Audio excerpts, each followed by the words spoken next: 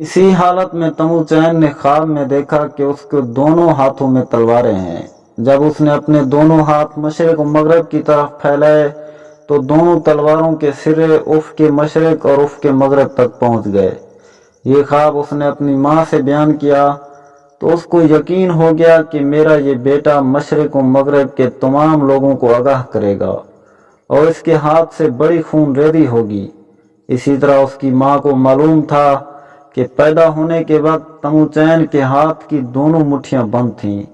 उनको खोलकर देखा तो उसके दोनों हाथों में मुंजमद खून था। उस खून को देखकर उस वक्त भी सब ने यही राय कायम की थी कि ये लड़का बड़ा खून रेज होगा।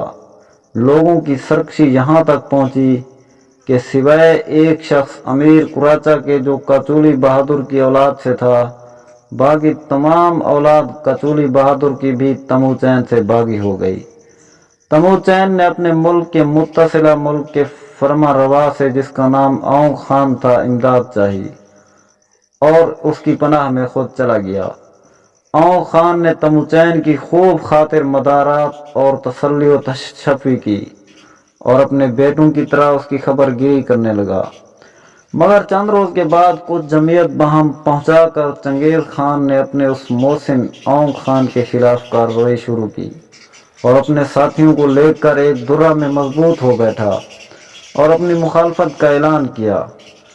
आखिर उस लड़ाई हुई। उस लड़ाई में इत्तिफाकन अमीर कुराचार के तीर से औंग खान सख्त जख्मी होकर मुनहदिम हुआ और एक दूसरे सरदार यां खान ने बहालत फरार उसको कत्ल करा दिया। अब तवक्को ये थी कि यां खान और तमुचैन के दरमियान सुलह रहेगी, क्योंकि औंग खान को कत्ल करके यां खान ने तमुचैन की इमदाद की थी।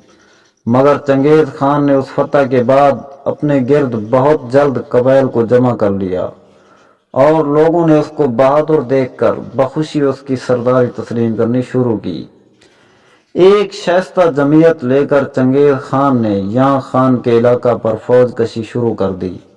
लड़ाई में यां खान भी मकतूल हुआ और चंगेज खान ने एक वसी ममलकत पर कब्जा कर लिया। इन फतूहात के बाद यकायक तमुचैन कबाइल मुगलिया का मर्ज व मरकज बन गया और उसकी ताकत मंगोलिस्तान के कान अकबर की मद्दे मुकाबिल बन गई। नाज़रीन, अगर हमारी वीडियो पसंद आई हो तो वीडियो को लाइक कीजिए और हमारे इस चैनल को सब्सक्राइब कीजिए। शुक्रिया।